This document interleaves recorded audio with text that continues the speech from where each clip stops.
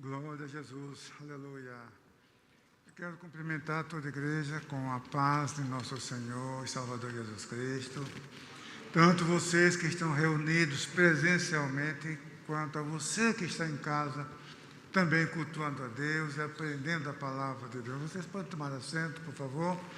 É uma alegria poder estar com vocês na 5ª Escola Bíblica de Adolescentes, Escola Bíblica TIM.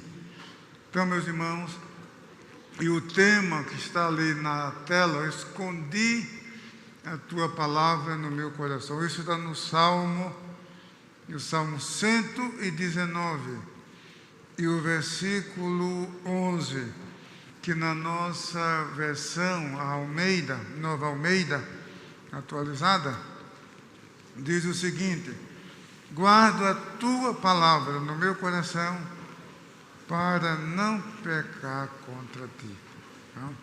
Esse é o tema. O que quero falar hoje é sobre a palavra de Deus. Eu recebi a responsabilidade de responder as 5 questões de vocês, dos adolescentes. E está na tela, pode pôr na tela, Joel, as 5 perguntas. A primeira, o meu tema é como a Bíblia chegou até nós. Esse é o tema, como a Bíblia chegou até nossos dias, até nossas mãos. É uma pergunta interessante, sim, e merece uma resposta também interessante, porque todos vocês têm a Bíblia, mas muitos talvez não saibam como que ela foi produzida e como foi a transmissão do texto ao longo dos séculos até os nossos dias.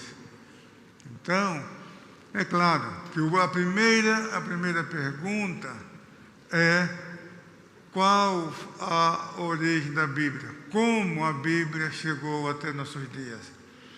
É claro que a resposta a essa pergunta, ela tem 2 pontos principais. Primeiro, como os livros bíblicos foram produzidos. Essa pergunta está dentro dessa pergunta geral. Como os livros da Bíblia foram produzidos? Não somente como, mas quando e quem, né? Quem produziu os livros?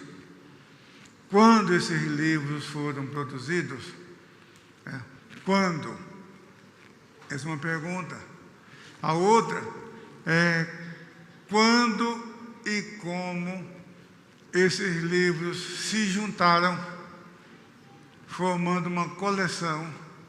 Essa coleção se chama cânon, da onde vem a palavra canônico. Quando isso aconteceu? Então, é importante saber. Senhor, está a pergunta, olha, como a Bíblia chegou até nós? Esse é o tema dessa palestra. Pergunta número 1: de onde veio a Bíblia? De onde? Bom, a primeira parte já daria um estudo bíblico, porque são 66 livros, 39 no Antigo Testamento e 27 no Novo Testamento. Isso no cânon protestante, ou seja, no cânon evangélico, na Bíblia evangélica. Porque é bom que se saiba que existem outros cânones, ou seja, outras listas de livros considerados inspirados. Os católicos, a Bíblia católica tem mais livros. A católica romana, os católicos romanos. Os católicos ortodoxos têm ainda mais livros.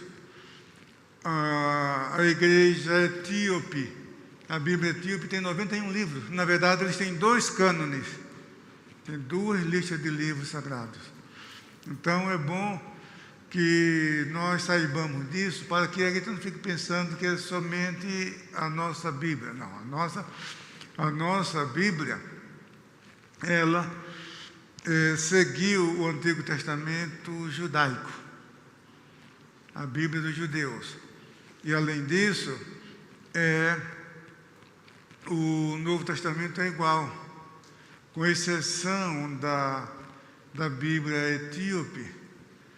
Todos os demais cânones, todas as demais listas de livros sagrados mantêm os mesmos 27 livros do Novo Testamento. Então, o Novo Testamento é igual para todo mundo. A diferença está no Antigo Testamento.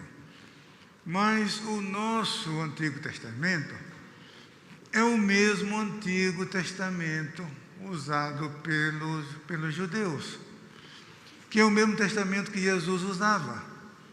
Quando você lê em Lucas, no capítulo 24, e o versículo 44, nós encontramos aqui o seguinte: a seguir Jesus lhes disse: são estas as palavras que eu lhes falei, estando ainda com vocês. Era necessário que se cumprisse tudo que está escrito a respeito de mim, na lei de Moisés, nos profetas e nos salmos. Aqui temos a Bíblia da época de Jesus, o Antigo Testamento da época de Jesus, e essas três partes são mantidas ainda hoje. A Bíblia judaica, o Antigo Testamento, está dividido em três partes: a lei de Moisés, os profetas e os escritos. São essas as três divisões da Bíblia judaica. Então, isso mostra que a Bíblia que nós usamos, o Antigo Testamento que nós usamos, é esse aqui. É o mesmo Antigo Testamento dos judeus, é o mesmo Antigo Testamento que Jesus usava, porque havia na época o Antigo Testamento grego, que é conhecido como a Septuaginta.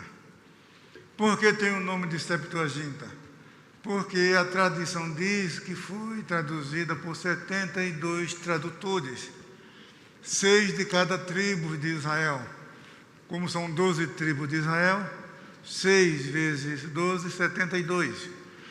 Então, como essa tradução foi feita, segundo a tradição, por 72 rabinos que traduziram o Antigo Testamento da língua original hebraica e aramaica para o grego, com o passar do tempo, essa tradução passou a ser conhecida como Septuaginta, outros chamam de versão dos 70, outros chamam de Bíblia de Alexandria, porque foi traduzida em Alexandria, um grande centro cultural no Egito, uma cidade do Egito. Outros chamam ainda de Bíblia grega. São nomes alternativos para identificar o Antigo Testamento grego.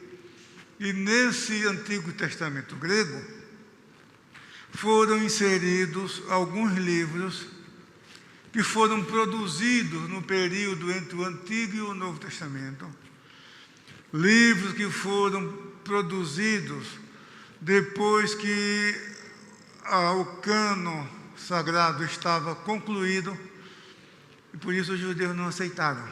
Duas razões: primeiro, que as escrituras já estavam completas, as escrituras do Antigo Testamento. Segundo, porque eles não aceitavam nenhuma escritura que não fosse produzida originalmente em hebraico. E esses livros que hoje fazem parte da Bíblia Católica, a maior parte deles foi produzida em grego. Por essa razão, eles não aceitaram também. Então, a nossa Bíblia contém 66 livros, 39 livros no Antigo Testamento e 27 no Novo. A produção desses livros levou um período de cerca de 1000 anos. De 1000 anos. Foram escritos por cerca de 40 autores humanos, 40 autores, num período de cerca de 1000 anos, em Israel, no Egito, no deserto, na Babilônia, em Roma, em Corinto, em diversos lugares esses livros foram produzidos. E eles expressam um único pensamento, porque é o pensamento de um único autor, Deus. Okay? Então, a pergunta é: de onde veio a Bíblia? Sim, veio de autores humanos inspirados pelo Espírito Santo, mas autores de diversos níveis culturais, de diversas épocas: Jó, Moisés, Josué, período muito antigo, 1200 anos, 1300 anos, Moisés, 1400 anos antes de Cristo, profeta Malaquias, 450 mais ou menos antes de Cristo. Aí temos um período de cerca de 1000 anos entre os primeiros escritos do Antigo Testamento e os últimos escritos, mais ou menos um período de 1000 anos. Muito bem. Como esses livros foram produzidos, nós não temos informações. Temos, sim, encontramos alguns lampejos no Antigo Testamento, alguns flashes, que dá para a gente desconfiar mais ou menos como isso aconteceu. Nós encontramos na Bíblia Deus mandando Moisés escrever. Então, nós encontramos isso algumas vezes. Deus mandando Josué escrever, nós encontramos. Mas, em Jeremias, no capítulo 36, ali nós temos uma amostra de como, claro, isso não garante que todos os livros foram produzidos dessa maneira, porque no capítulo 36 de Jeremias, Deus falou para Jeremias escrever todos os oráculos, todas as revelações que foram concedidas a Jeremias, desde o primeiro ano que ele recebeu a vocação profética. Já fazia 20 anos.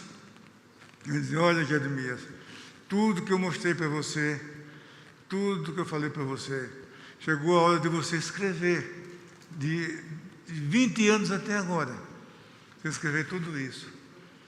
Aí Jeremias chamou Baruque, que era secretário de Jeremias, era um amanuense. O que era um amanuense? Era um escriba, era um profissional hábil para escrever. Então Jeremias ditava e Baruque escrevia.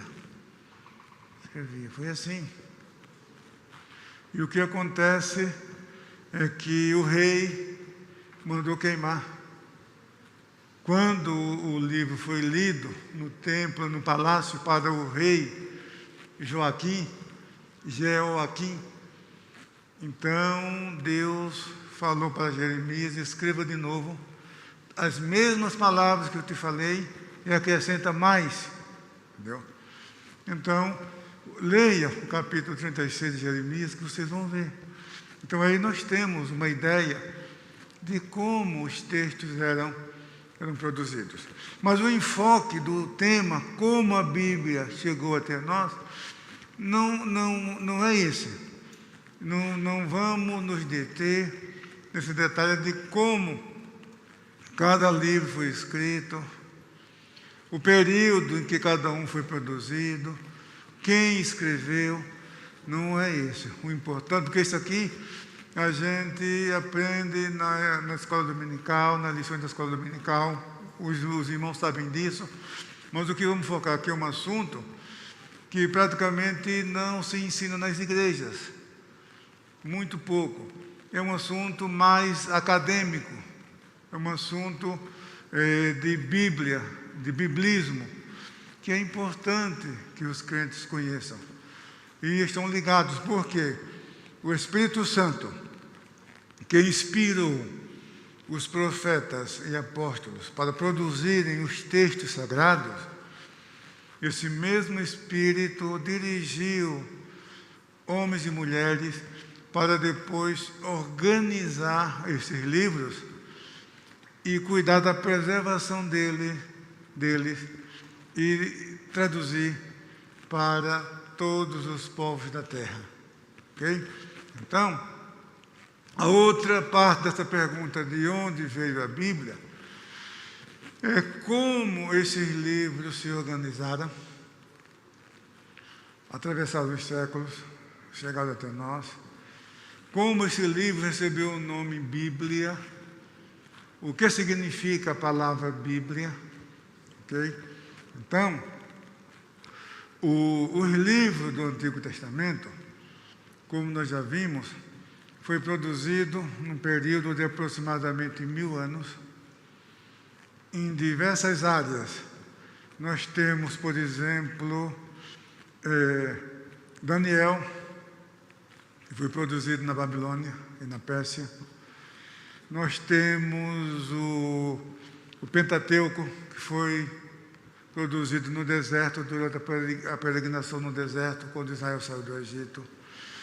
Nós temos os Salmos de Davi, que foram escritos em Jerusalém, em Israel.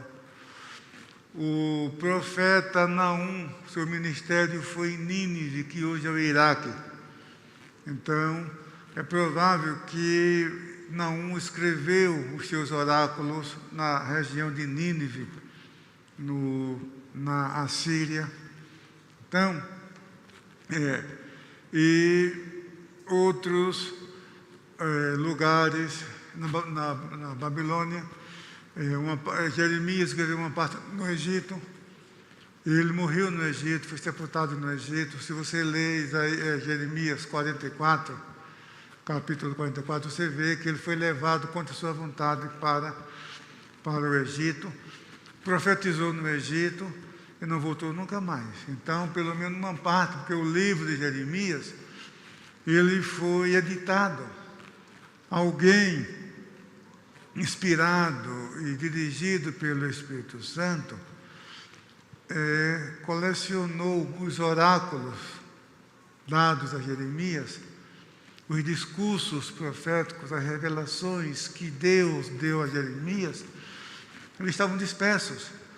Então, um editor selecionou esses escritos e organizou na forma que nós temos hoje. Você pode observar que o livro de Jeremias, ele não segue uma cronologia. Então, tem capítulos que ele recebeu num período, e mais na frente encontramos outro capítulo que ele recebeu antes daquele outro, entendeu? Porque nós desconhecemos o critério que os editores usaram para organizar os oráculos divinos, as palavras que Jeremias recebeu. Então, Jeremias, nós encontramos isso. Muito bem. Então, como esses livros foram organizados?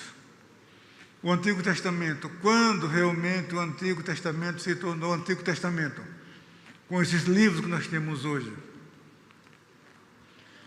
Não se tem certeza, mas os estudiosos da Bíblia acreditam, e com certa base histórica, que foi por volta do ano 160 a.C.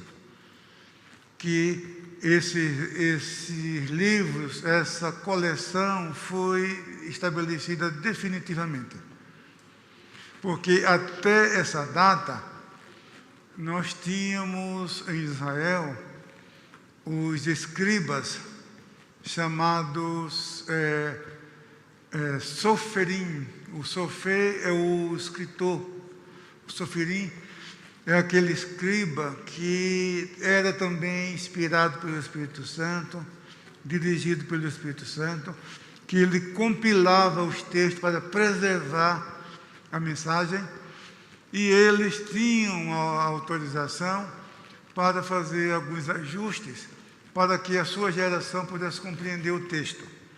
Então, esses eram também inspirados pelo Espírito Santo. Então, nós encontramos na Bíblia vários detalhes dessa natureza que mostra que os sofirins colocaram aqueles ajustes. Vocês querem um exemplo? Porque o tempo passa, né, gente? Temos vários exemplos, mas um deles é quando diz que o rei dos filisteus deu a Davi, está em 1 Samuel, capítulo 26, deu a Davi a cidade de Ziclag, e lá diz assim: Ziclag pertence aos reis de Judá até o dia de hoje. Ora, Davi foi antes da divisão do reino, não existia ainda rei de Judá. O reino de Judá surgiu quando Salomão morreu e o reino foi dividido. Estamos estudando isso na escola dominical. Então, foi no reinado de Roboão que houve o cisma em Israel. O reino foi dividido, o reino do norte 10 tribos, o reino do sul 2 tribos, Judá e Benjamim, capital Jerusalém. Então, não havia rei de Judá na época de Davi. E ali fala, e Ziclag pertence aos reis de Judá até o dia de hoje. O que significa? Que o copista, que o sofirim, o editor, que dirigido pelo Espírito Santo, ele transcrevia o texto e às vezes ele colocava uma glosa, uma frase, uma partícula, para que o leitor da sua geração pudesse entender. Então, isso aconteceu, preste atenção, enquanto o cânon estava aberto, enquanto a revelação estava aberta. Quando o cânon foi definido, quando os livros do Antigo Testamento se juntaram, se formaram, aí ninguém mexeu mais. Aí, a partir daí, ninguém mexe. O historiador judeu Flávio Josefo disse que era da índole do judeu morrer e não alterar uma palavra sequer nas Escrituras Sagradas. Então, o texto, a partir de então, ninguém nunca mais mexeu. Muito bem. Assim, foi por volta do ano 160 a.C. que o cânon foi definido. Quer dizer, a lista de livros do Antigo Testamento judaico, essa lista ficou definida de uma vez para sempre. Muito bem. Aí, são as escrituras judaicas que têm um arranjo diferente da nossa. Nós temos os livros históricos, temos os livros poéticos e os livros proféticos. E o que para nós é livro profético, nem sempre isso acontece com os judeus. O livro de Daniel, por exemplo, está entre os profetas maiores na nossa classificação. Mas para os judeus, Daniel é um livro histórico. Para nós, Josué, Juízes e Reis, Samuel e Reis, são livros históricos. Mas os judeus classificam como livros proféticos. Entendeu? Então, há diferença nessa classificação, mas o conteúdo é o mesmo. Tá? São os mesmos livros, a mesma mensagem, o mesmo conteúdo. Simplesmente o arranjo, a organização dos livros que é diferente. Para nós, qual é o último livro do Antigo Testamento? Quem sabe responder?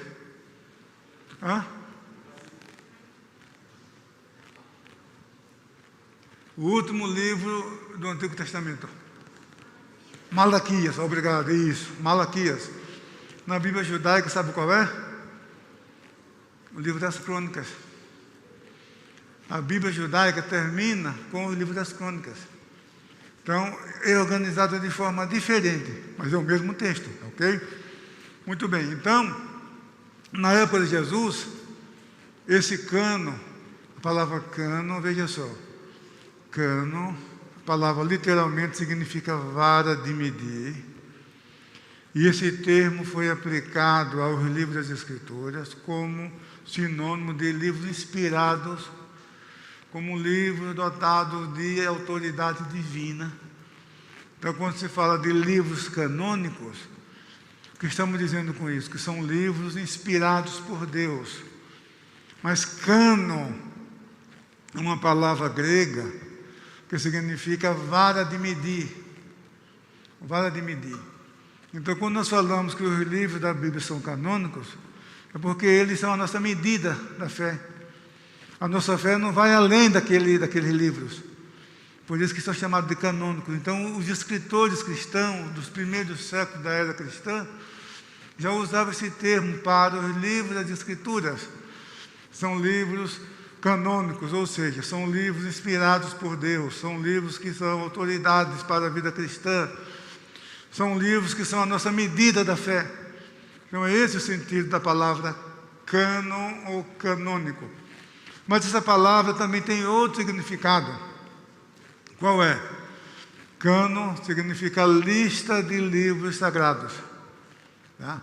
Então, a nossa Bíblia, por exemplo, nós falamos que é um cânon evangélico. Por quê? É a lista de livros sagrados para nós. É a lista de livros inspirados. Então, essa lista recebe o nome também de cânon, ok? Então, quando falamos de cânon judaico, estamos falando do Antigo Testamento judaico, ou seja, estamos falando da Bíblia judaica. Como os judeus não têm Jesus, então ele não tem o Novo Testamento, e nem chamam o Antigo Testamento de antigo, porque se eles chamam de antigo, eles são obrigados a admitir que existe o Novo. Por isso que eles chamam de Escritura. Eles chamam de lei, escritos e profetas. Muito bem. Então, na época de Jesus, esse cânon, essa lista de livros sagrados esse cânon já estava definido. É isso que nós lemos aqui em Lucas 24 e 44. Jesus está citando ali a Bíblia da sua geração. Estava citando ali o cânon judaico, que é o Antigo Testamento. Muito bem. E o Novo Testamento? Bom, a produção dos livros do Novo Testamento foi em pouco tempo. Entre o ano 40 e o ano 100. Não foi além disso. O primeiro livro do Novo Testamento, segundo se crê, foi a Epístola de Tiago. A Epístola de Tiago, muitos calculam que foi produzido entre o ano 40 e o ano 45. E o último são os escritos de João, os escritos joaninos. Quais são os escritos joaninos? O Evangelho de João, as 3 epístolas e o Apocalipse. Então, essa coleção de João, o Evangelho, as 3 epístolas e o Apocalipse, foram escritos na última década do primeiro século, entre o ano 90 e o ano 96. Foi nesse período que esses livros foram escritos. Muito bem. Então, a Epístola de Tiago está entre os primeiros. Paulo, primeiro escrito paulino, Gálatas. Gálatas foi produzido no ano 49, aproximadamente. Depois que Paulo voltou da segunda viagem missionária. Nós vamos estudar Paulo agora na escola dominical, no próximo trimestre. Então, Gálatas foi produzido entre a primeira e a segunda viagem missionária de Paulo. Foi antes do concílio de Jerusalém, Atos 15. Aquele concílio aconteceu no ano 49. Por que sabemos que foi antes? Porque ele tratou do assunto que foi tratado no concílio, a questão da lei. E ele não citou nada do concílio. Então, era óbvio que ele ia usar a decisão do concílio para fundamentar a sua doutrina. E ele não fez isso. Por quê? Então, muitos entendem porque quando ele escreveu aos Gálatas, não tinha acontecido ainda o concílio. Então, essa epístola é reconhecida pela maioria como o primeiro escrito do apóstolo Paulo. Muito bem. Então, esses livros foram produzidos nesse período, grosso modo entre o ano 40 e o ano 60, já da era cristã. Mas esses livros foram organizados posteriormente. Foram produzidos e reconhecidos. Foi o Sínodo de Cartago. Sínodo de Cartago, no ano 397, que de uma vez para sempre, esses 27 livros nunca mais foram questionados, nenhum deles. A princípio, os 4 evangelhos andavam juntos, e o chamado Corpus Paulino, ou seja, a coleção de escritos de Paulo. E os escritos de Paulo andavam juntos num bloco só, pelas igrejas, circulavam pelas igrejas. Os 4 evangelhos também. Então, alguns livros foram incorporados mais lentamente, como Hebreus, a Epístola aos Hebreus, também a segunda Epístola de Pedro, a Epístola de Tiago.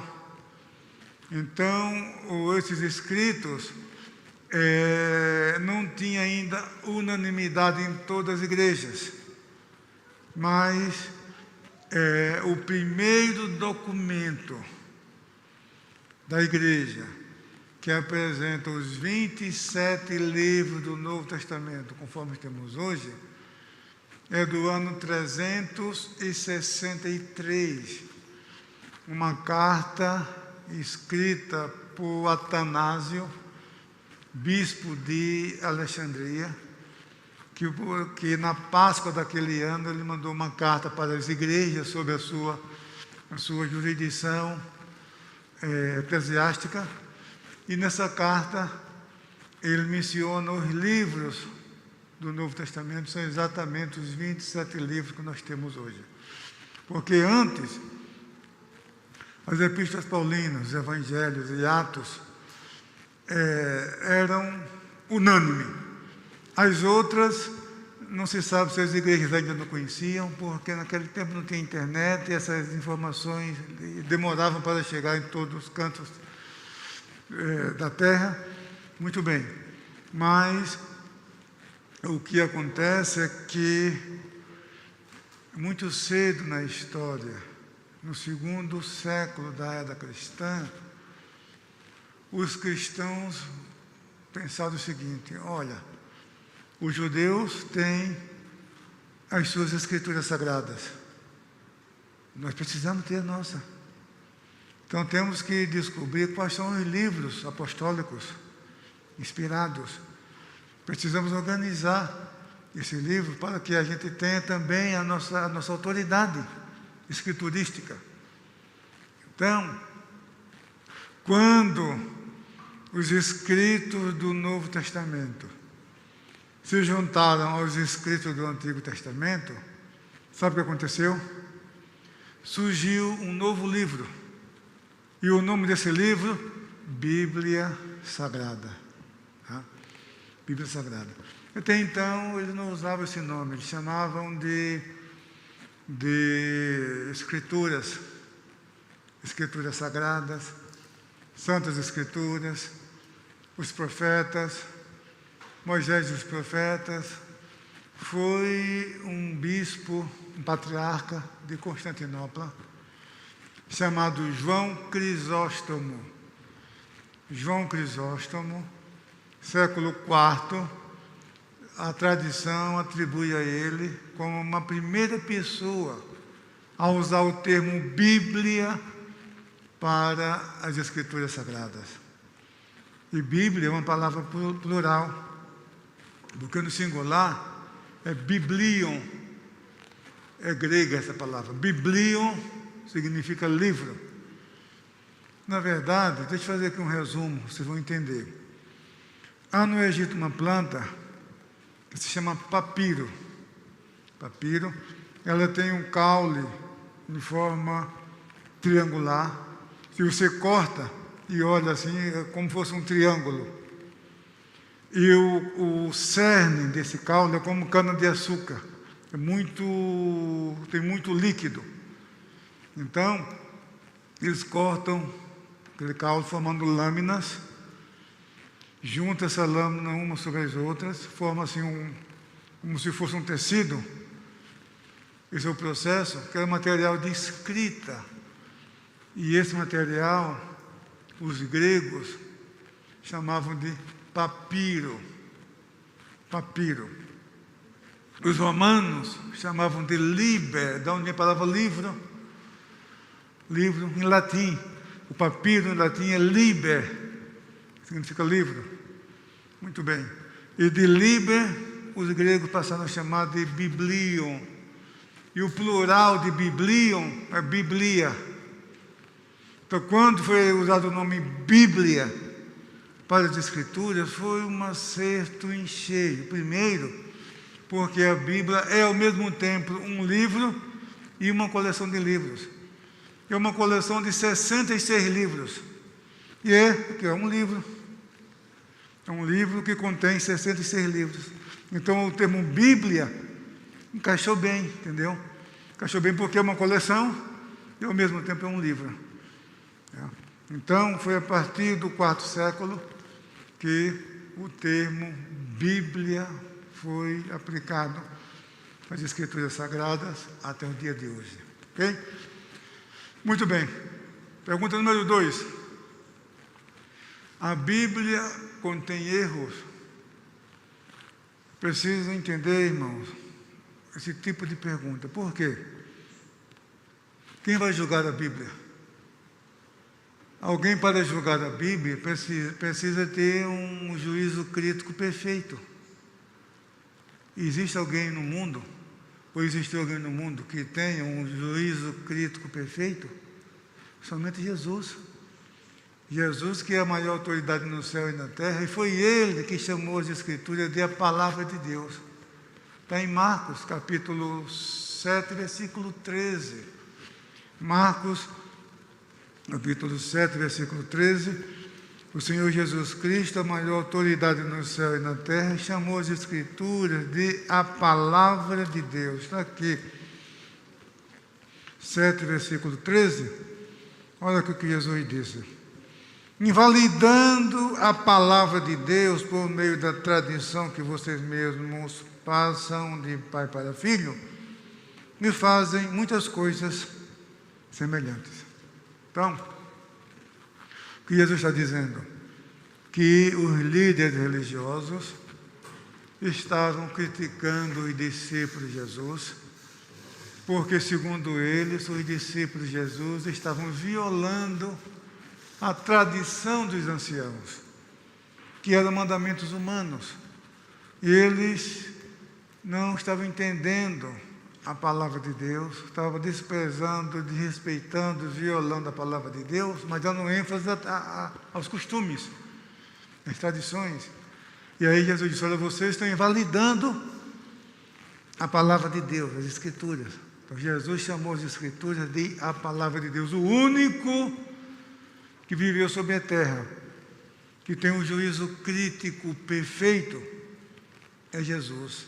E ele disse que a Bíblia é a palavra de Deus. Agora o ser humano fala que tem erro. Sim, ele fala uma coisa hoje, amanhã fala outra. Você pode estar hoje 100% certo de uma coisa, de uma opinião, de uma decisão, mas amanhã você recebe uma experiência, uma iluminação e já muda. Quantas vezes as pessoas mudam de ideia, mudam de pensamento? Agora, quem é o ser humano mortal para condenar e julgar a palavra de Deus? A nossa declaração de fé diz que a Bíblia é inerrante. E a Bíblia diz aqui, olha, Salmo 19.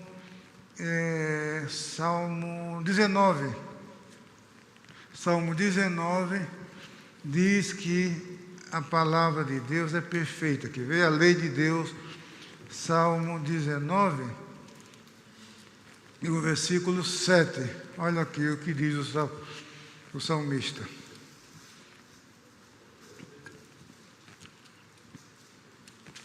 Versículo 7. Ó. A lei do Senhor é perfeita e restaura a alma. O testemunho do Senhor é fiel e dá sabedoria aos simples. Então veja que a lei do Senhor aqui não é uma referência à lei de Moisés. É bom deixar isso claro. Deixa eu tomar um pouquinho d'água. Obrigado.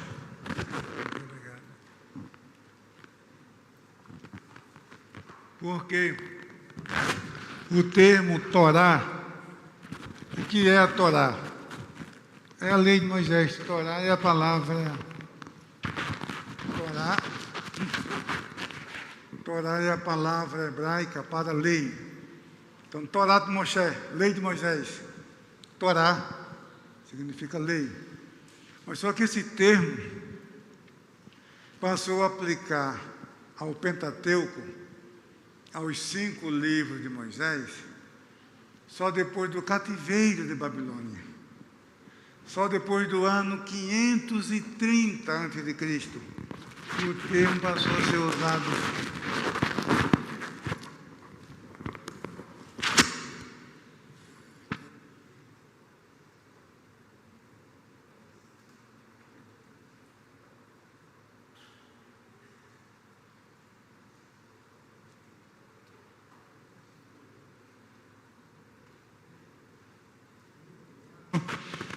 Muito bem, então, o que acontece? Antes do cativeiro, do fim do cativeiro de Babilônia, o termo lei se usava para as Escrituras. Passou a ser usado como lei de Moisés a partir do cativeiro de Babilônia. Nós encontramos no Novo Testamento alguns exemplos.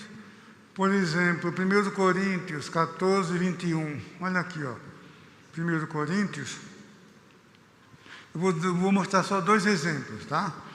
14, 21. 1 Coríntios diz o seguinte: na lei está escrito: falarei a este povo por meio de homens de outras línguas e por meio de lábios de outros povos. E nem assim me ouvirão, diz o Senhor. Isso está escrito aonde? Na lei. E qual é a citação que o apóstolo Paulo faz aqui? É Isaías capítulo 28, versículos 11 e 12. O apóstolo Paulo está citando o profeta Isaías, capítulo 28, versículos 11 e 12, e fala, está escrito na lei. Então a palavra lei, às vezes significa o próprio Antigo Testamento. Quer ver outro exemplo? João, capítulo 10, palavra do Senhor Jesus. João, capítulo 10, olha aqui. E o versículo 34, olha aqui. Jesus disse: não está escrito na lei de vocês, eu disse, vocês são deuses? Sabe onde está escrita essa frase? No Salmo 82. Então, o livro dos Salmos é chamado de lei.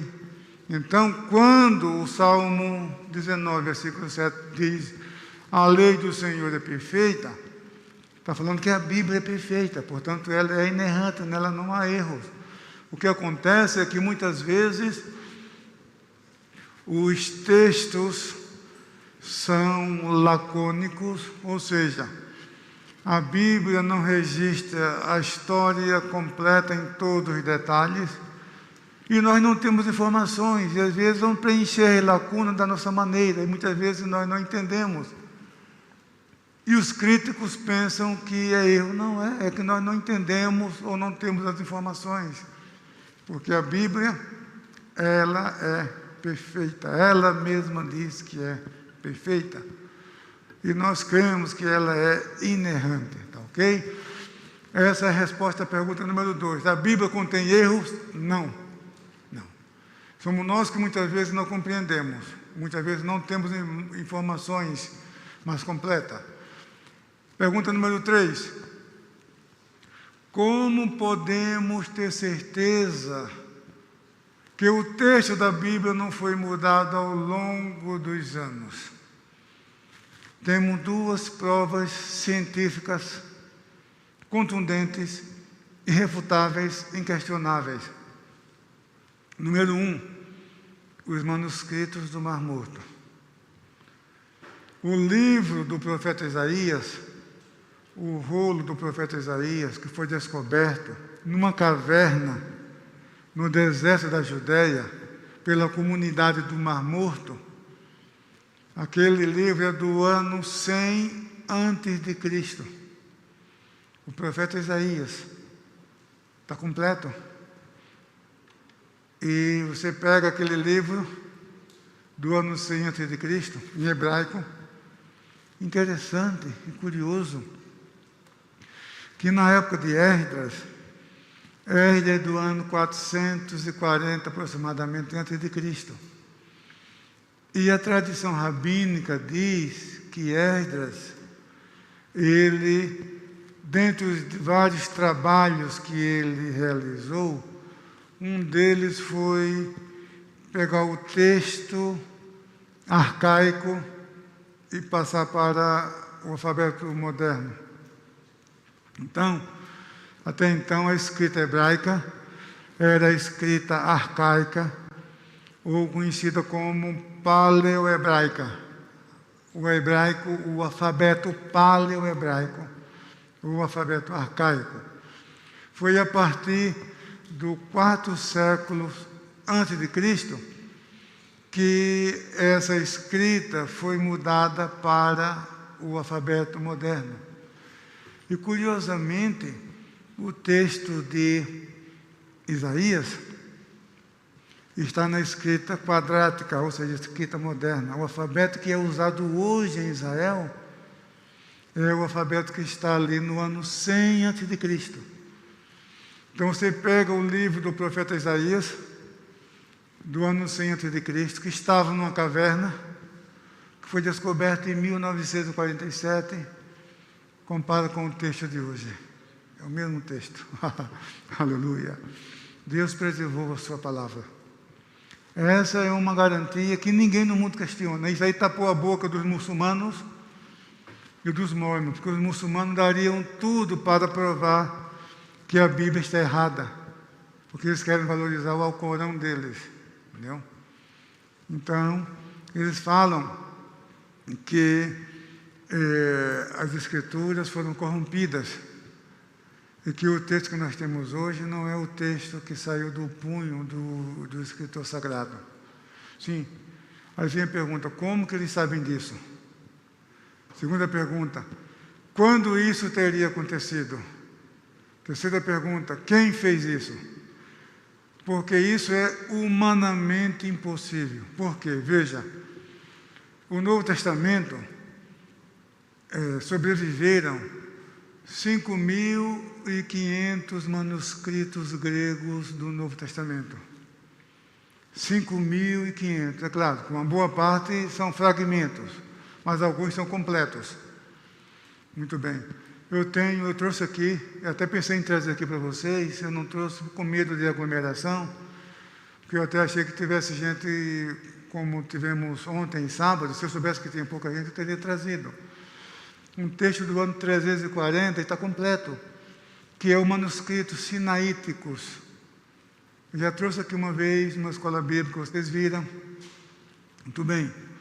Então, como que alguém pode adulterar um texto e todas as cópias serem adulteradas? São cópias que foram produzidas no Egito, em Roma, em Constantinopla, em Jerusalém, em vários lugares, por mais de 1.500 anos.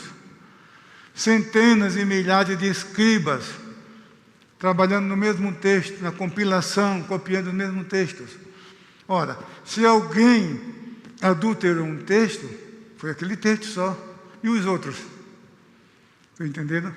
Então é humanamente impossível um texto bíblico ser adulterado. Pode ser sim, uma frase, uma palavra, mas isso em um manuscrito ou outro, mas não de forma geral. Então, o manuscrito do Mar Morto essa biblioteca foi descoberta entre 1947 até 1962. Foram encontrados cerca de 800 manuscritos, sendo que 220 são manuscritos bíblicos. E apenas o livro de Esther não está nessa lista. Mas todos os livros da Bíblia, alguns têm até centenas de cópias ali. E só o livro de Esther que não foi encontrado nessa lista. Então, você pega aquele texto e compara de hoje, é o mesmo texto. Essa é uma prova científica. Isso é científico. Quer dizer, é uma garantia de que aquilo que nós temos hoje é exatamente o mesmo texto que o escritor sagrado escreveu originalmente. Disso nós não temos dúvida alguma. É a garantia que nós temos que o texto não foi mudado, não foi alterado. Então, existe hoje cerca de 5.500 manuscritos gregos do Novo Testamento e cerca de 19.000 manuscritos em latim, e sem contar o número muito grande de manuscritos em línguas antigas, que estão espalhados pelos museus e pelos mosteiros em toda a Europa e Oriente Médio. Então, esses documentos são a prova autêntica da autenticidade do texto sagrado. Disso nós não temos dúvida alguma. Ok? Muito bem. A outra pergunta: quais são as cópias mais antigas da Bíblia de que dispomos? Essa pergunta, ela não é tão precisa, porque cópia mais antiga. Essa pergunta é da Bíblia completa? Ou cópia de qualquer parte da Bíblia? Porque existe um trecho de João 19, são 3 versículos só. 3 versículos, porque o manuscrito se deteriorou com o tempo. Ele é do ano 125. Olha, João morreu no ano 96, então temos um intervalo de tempo de cerca de menos de 20 anos, né, da morte de João até o texto mais antigo dele.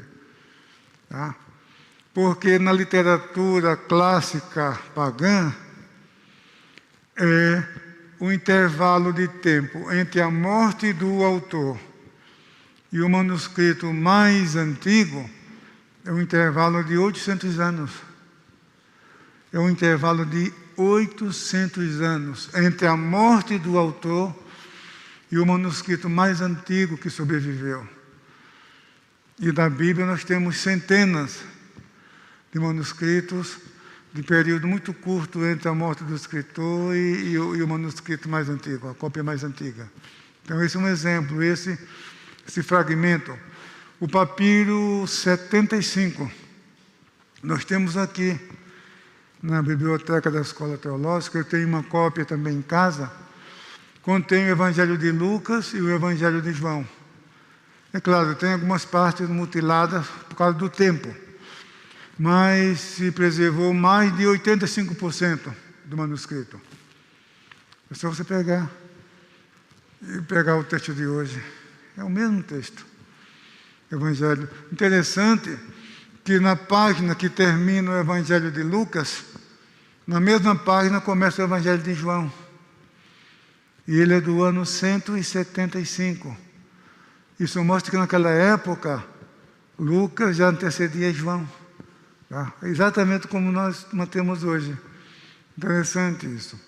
Então, nós temos esse papiro 75, contém o Evangelho de Lucas e o Evangelho de João. Prova que o texto sagrado que nós temos hoje é autêntico. Muito bem.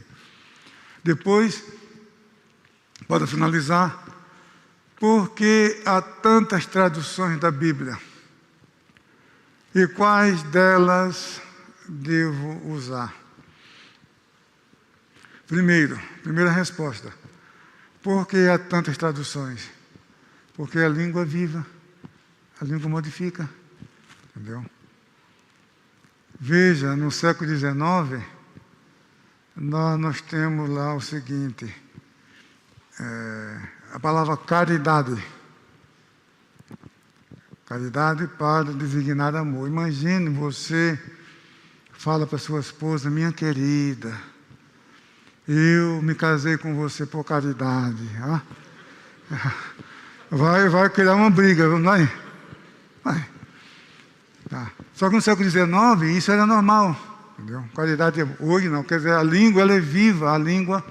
Por isso que a Nova Almeida atualizada é ideal para a compreensão, porque é uma linguagem do nosso tempo. Uma linguagem do nosso tempo. A Almeida Corrigida diz o seguinte: Deus é caridade. 1 João 5:7. Deus é caridade. A Nova Almeida atualizada diz: Deus é amor. Você vê que essa linguagem é a linguagem do nosso tempo. Entendeu? Então, as Sociedades Bíblicas Unidas, que congrega cerca de 150 sociedades bíblicas no mundo inteiro, ela recomenda que a cada 20, 25 anos a Bíblia seja revisada para atualizar a linguagem. Veja, João Ferreira de Almeida, quando ele traduziu a Bíblia, vocês sabem quantos anos ele tinha quando começou a traduzir a Bíblia? Tinha a idade de vocês. Tinha 16 anos. João Ferreira de Almeida, ele nasceu em Portugal em 1628. Em 1644, com 16 anos de idade, ele se converteu ao Senhor Jesus Cristo na Igreja Reformada Holandesa, na Indonésia. E foi na Indonésia que ele começou a traduzir o Novo Testamento.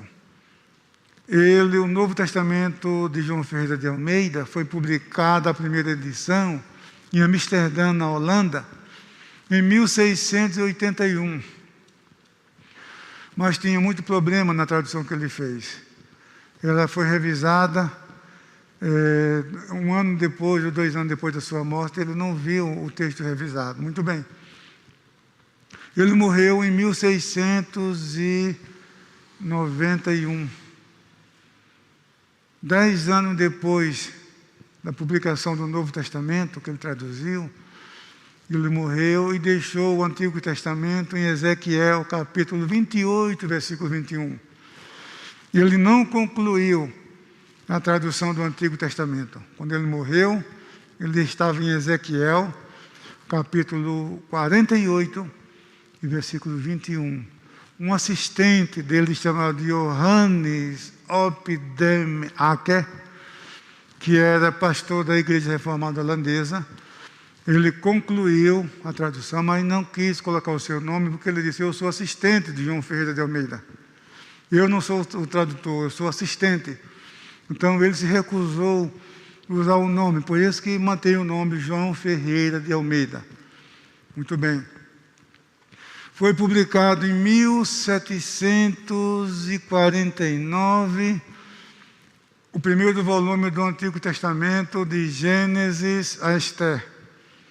E em 1753, o segundo volume de Jó a Malaquias. Muito bem. E em 1819 foi publicado pela primeira vez João Ferreira de Almeida completo num só volume.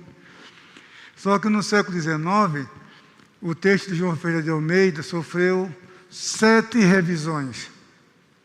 7 revisões. E na revisão de 1898, o texto recebeu o título de edição revista e corrigida. Pela primeira vez, o texto saiu com títulos, os parágrafos com títulos, com referências, e recebeu o título de edição, tradução de João Ferreira de Almeida, edição revista e corrigida. Mas veja que, no início do século XX, as igrejas viam a necessidade de uma Bíblia de brasileiro para brasileiro, porque João Ferreira de Almeida era português, pois, era de Portugal. E a tradução foi feita na Indonésia. Então, havia muitas palavras típicas em Portugal que nós não usamos aqui. Por exemplo, a palavra fumaça, lá estava fumo. Até a versão de Almeida, mais antiga, corrigida, você vê que em vez de fumaça, fala fumo. E outros termos que são usados em Portugal. Então havia necessidade de uma revisão, mas eles acharam melhor fazer uma tradução própria. Foi aí que em 1917 foi lançada a chamada Tradução Brasileira, feita por brasileiros e para brasileiros. Em 1959, foi publicada a edição de João Ferreira de Almeida, edição revista e atualizada no Brasil, porque eles viam necessidade que o texto da Almeida corrigida, a linguagem, muitas coisas não eram do uso comum do povo. Precisava colocar o texto numa linguagem que todos possam compreender, porque quando foi fundada a Sociedade Bíblica Britânica e Estrangeira, em Londres, o objetivo era colocar a Bíblia numa linguagem que todos possam compreender, por um preço que todos possam adquirir.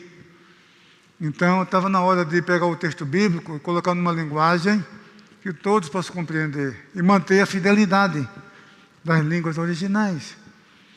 Essa revisão durou 16 anos. Foi publicada em 1959, recebeu o nome de edição, revista e atualizada no Brasil. E essa edição revista e atualizada no Brasil foi submetida a outra revisão, que foi publicada em 2017 agora, que é chamada Nova Almeida Atualizada. Então, havia a pergunta, por que tantas traduções da Bíblia? Porque a língua, ela é viva, a língua humana, ela é viva.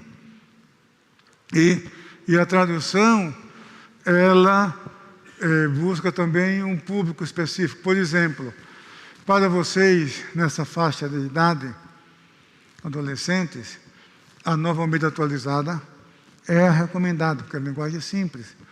Porque ali fala... por exemplo, usa o termo metro, entendeu? Usa o termo quilômetro, entendeu? E na Almeida Corrigida já usa termos bíblicos, usa côvado, caminho de um sábado, a distância de um tiro de flecha, entendeu? O leitor moderno escuta, mas o que isso significa? Entendeu? Então, a Nova Almeida Atualizada usa a linguagem mais apropriada. Evita o mesoclismo. O que é uma mesóclise? É usar o pronome entre o verbo e a desinência. O pronome oblíquo. Por exemplo, dai e dá-se-vos-á. Ou outra coisa, louvar-te-ei. Não é melhor falar, eu te louvarei, entendeu? Eu te louvarei, entendeu? Então, quantas demais coisas ordená-la-ei quando eu for. Quantas demais coisas eu ordenarei quando eu for. Ordenarei a vocês quando eu for, entendeu? Então, é uma linguagem bonita, é verdade, uma linguagem poética, mas é mais difícil para a pessoa compreender. E a vontade de Deus é que todos os seus servos, todos os povos, tribos, línguas e nações compreendam a sua palavra. Evita cacófato. O que é a cacofonia? É o mau som. Homem de pouca fé. Não, homem de pequena fé, não é homem bully, né? Jesus repreendeu os discípulos porque estavam dormindo no barco e via a onda. Mestre, acorda Jesus. Homem de pequena fé. A versão mais antiga fala homem de pouca fé. Dá uma cacofonia, né? Entendeu? Então, a Bíblia Nova Almeida atualizada, numa linguagem mais acessível. É claro, todas elas transmitem a mesma mensagem, não tem problema nenhum, são fidedignas, tá? Estou falando no nível de linguagem para a compreensão, é nesse sentido. Então, qualquer Bíblia vocês devem usar, devem ler sem problema nenhum, mas para compreensão e até para leitura em púlpito, a Nova Almeida atualizada, ela tem uma oralidade específica, ela foi preparada para leitura em público, para leitura pública. Então, ela é mais fácil para a compreensão nesse sentido. Então, a quinta pergunta é isto: por que há tantas traduções da Bíblia e quais delas devemos usar? Pode usar qualquer uma, mas a orientação para facilitar a compreensão, a Nova Almeida atualizada ou a nova tradução na linguagem de hoje, ela é simples também, é fácil de compreender. A nova tradução na linguagem de hoje, a Nova Almeida atualizada. Para um estudo exegético, a tradução brasileira, que ela é muito fidedigna, ela é muito literal. Fidedigna as outras são também, mas a tradução brasileira é literal. Então a leitura não flui, porque ela prima pela literalidade. Muito bem. Mas todas são fidedignas para a compreensão. Por isso que adotamos a convenção, a CGADB, a nossa convenção, adotou também a Nova Almeida atualizada. Ok? Então, são essas as 5 perguntas. Se alguém tem mais alguma pergunta, estou à disposição. Do contrário, já passo o microfone para os irmãos.